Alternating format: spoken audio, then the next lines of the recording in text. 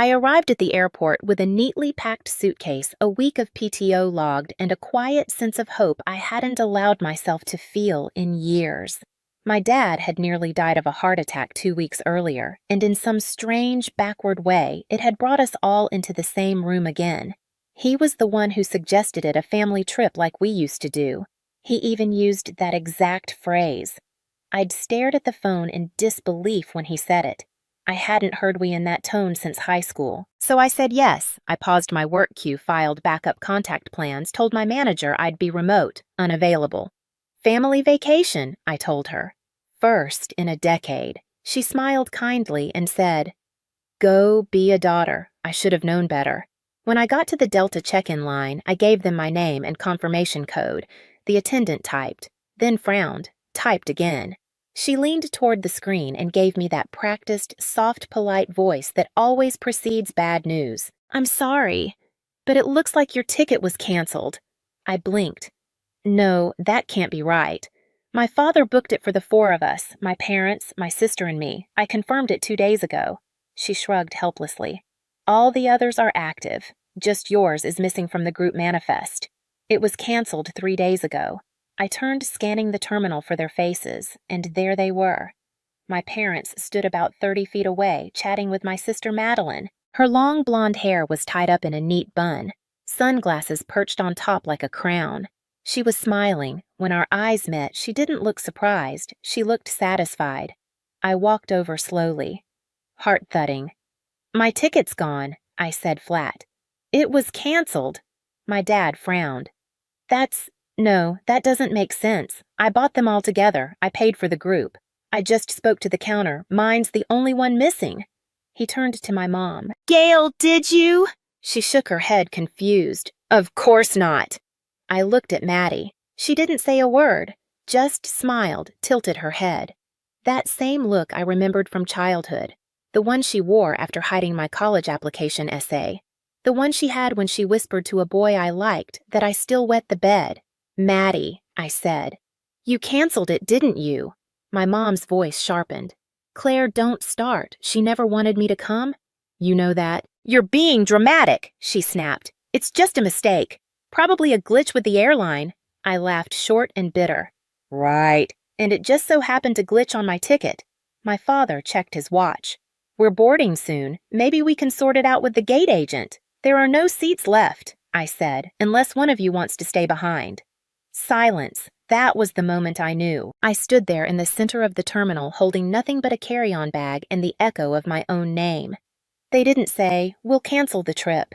They didn't say, "Come with us tomorrow." They just stared, waiting for me to make it easier for them. And I did. I told them to go. I watched them walk through security, just the 3 of them. No one turned around. Did she really cancel my ticket? Or did they never plan for me to come in the first place? I didn't always hate my sister. There was a time when I adored her. When she was born, I was 5, old enough to remember the hush that fell over the house before her arrival and the sobs my mother thought I couldn't hear. There had been a stillbirth the year before. A boy, no name ever spoken. After Maddie came, the sun seemed to return.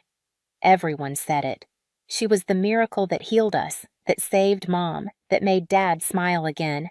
I didn't mind sharing the light, not at first. But little things added up like dust under a rug. You feel it only when it softens your step. When I was 10, I made honor roll and got a certificate from the mayor. Maddie smeared ketchup on it before I could frame it. "It looks prettier," she said.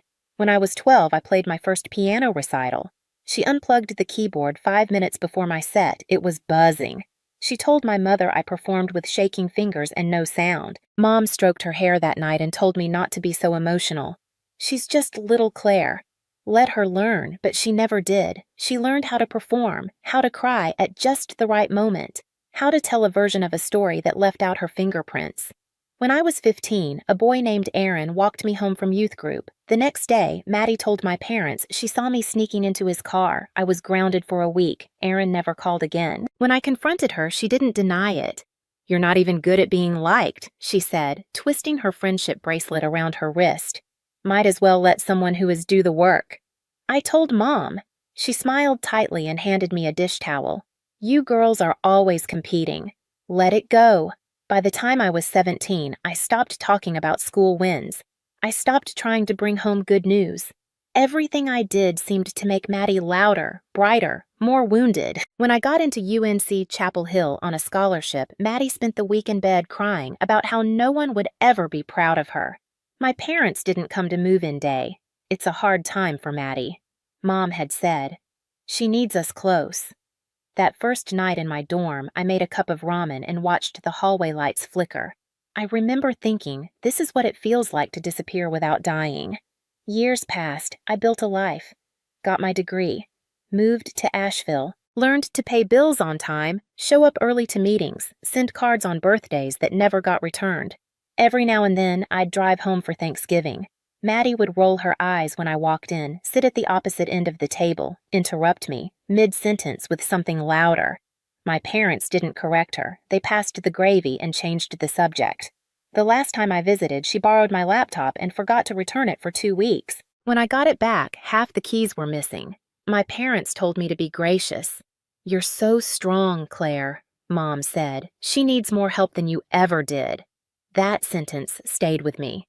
It wasn't just that they favored her. It was that they'd built a whole version of me that made her cruelty. Okay, if I had disappeared completely, would anyone have even noticed, or would they have just called it peaceful?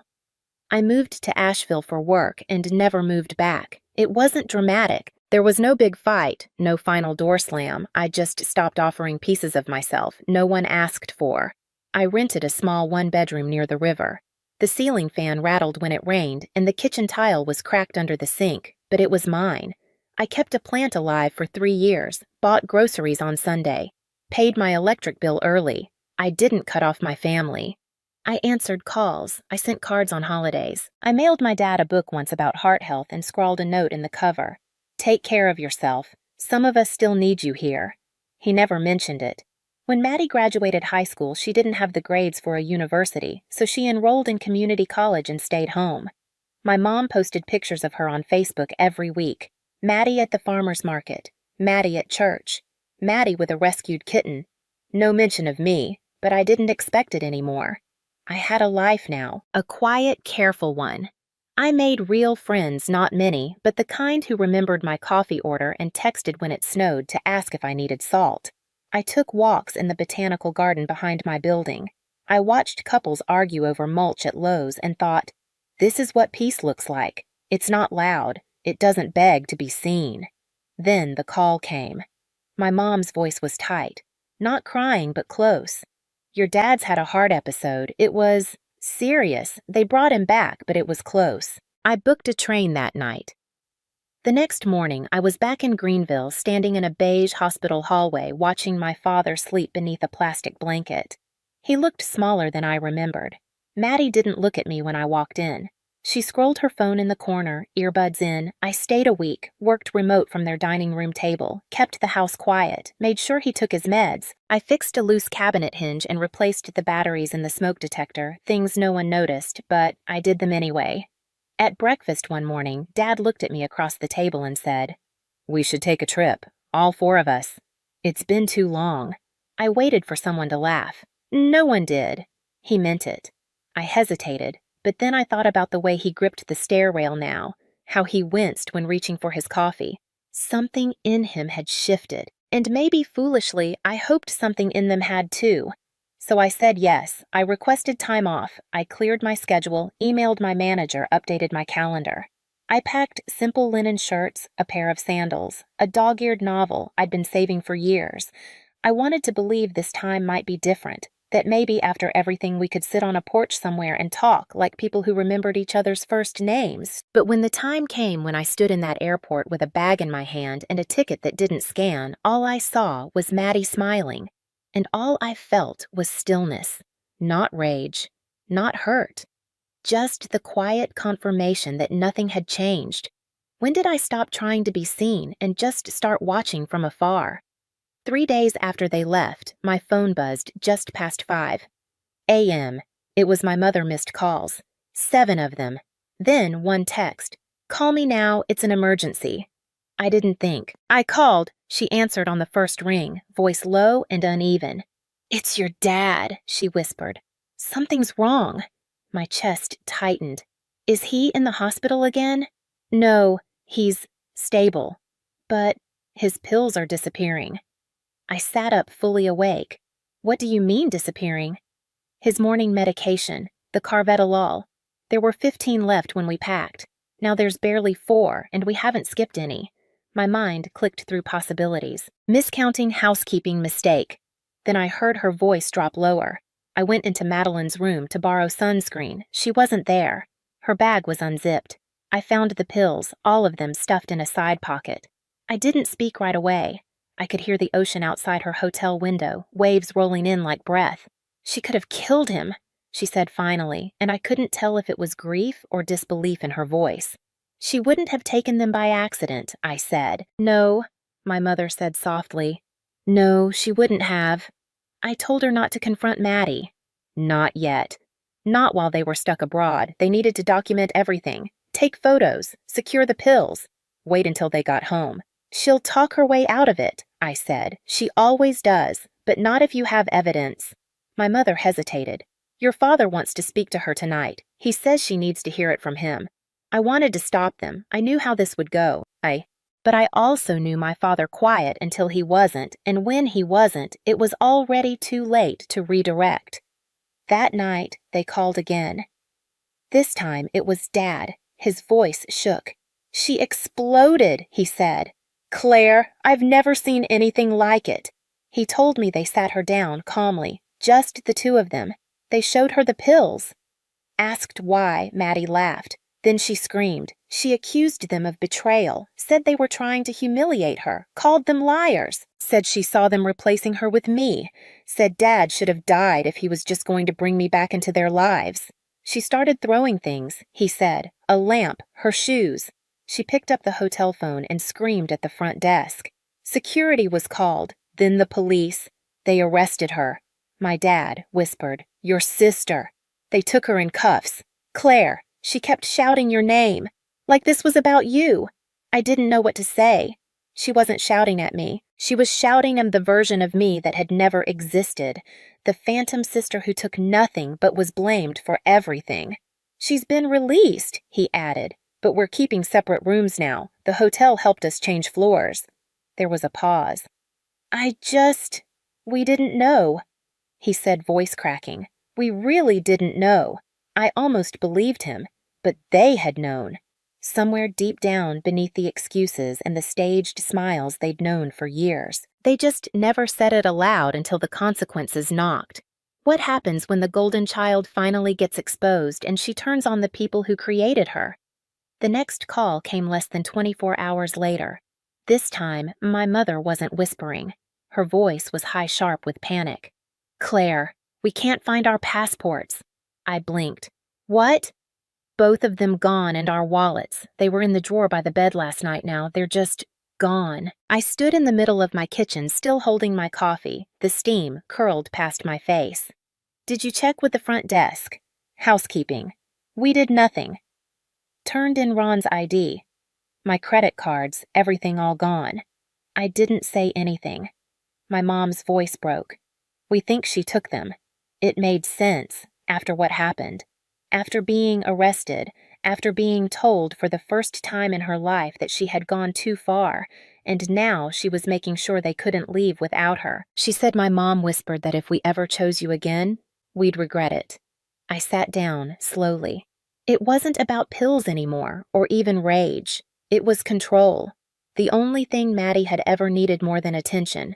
We're stuck. Claire, no IDs, no cards, no passports. We can't fly. We can't book a new hotel. We can't even rent a car to get to the consulate. We have nothing. The line went quiet for a moment, then she added softly, "We need your help." There it was. The words I'd never heard from her mouth. Not when I moved out. Not when I graduated. Not when I got promoted. Not when I sat alone at Thanksgiving while they took family photos without me. "We need you." I wired them money through Western Union. Enough to get to the embassy. Rebook a hotel. Then I stayed on the phone, walking them through the steps. I looked up the consulate hours, drafted an affidavit for lost documents, pulled up a guide to emergency passport replacement, and emailed it in a PDF. I didn't scold. I didn't gloat. I treated it like I would for a stranger who needed help. Later that night, my dad called. "I want to say I'm sorry," he said. "We should have seen it earlier." There was a pause. "We just didn't know how to admit it, that we'd been wrong." I let him speak. "We called you dramatic," he said. "We called you jealous, but you were just telling the truth, weren't you?" "Yes," I said. Another silence. Then his voice quieter. "And you still helped us. I wasn't going to leave you stranded. I wouldn't have blamed you if you had. I didn't say it, but I would have blamed myself. Not because I owed them, but because I couldn't become the person they once accused me of being cruel by nature. Vindictive. Small, I wasn't small. I just remembered too much." Maddie didn't speak to them for the rest of the trip. She refused to give back the passports. Eventually, she dropped them at the front desk without a word. No apology. No explanation. My parents flew home 2 days later quieter than I'd ever seen them. They didn't call when they landed, but 2 mornings after that, I found a package on my doorstep. Inside was the book I had sent my dad, the one about heart health I thought he'd forgotten. There was a note in the cover in his handwriting. "Thank you for keeping me alive in every way that mattered." Could I have walked away this time?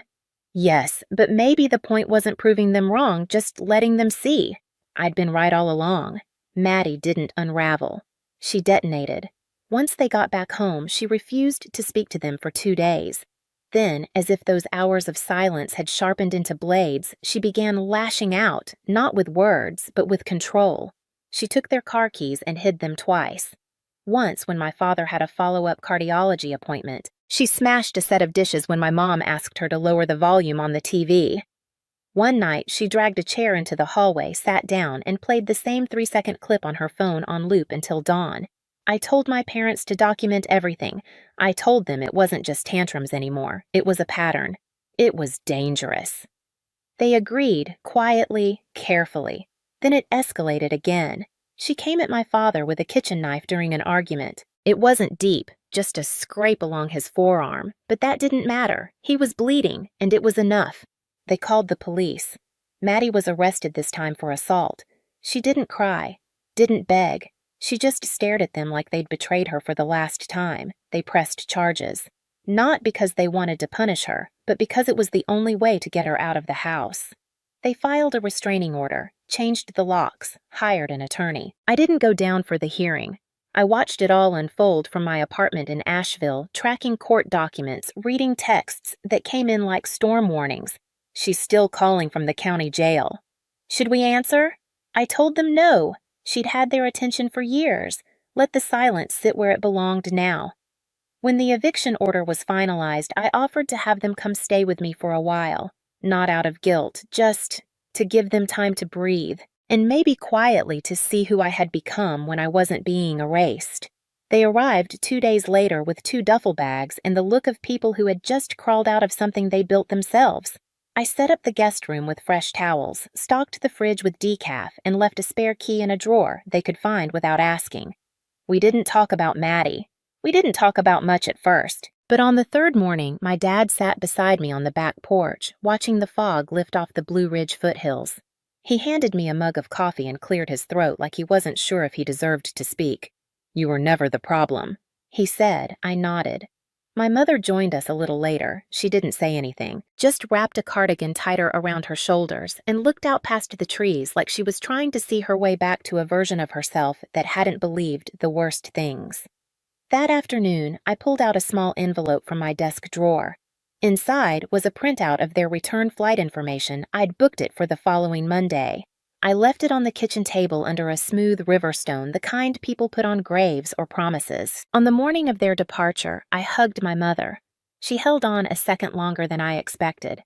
My father looked like he wanted to say something else, but I didn't ask him to. At the door, I handed them the envelope again. "There's a second copy in your suitcase," I said, "in case this one gets lost." He looked at it, then looked at me. "Thank you," he said. I didn't smile. I didn't cry. I just nodded and closed the door after them. I never disappeared. They just built a world that was easier when I did. But now they know I was always here, watching, waiting, and finally choosing not to vanish.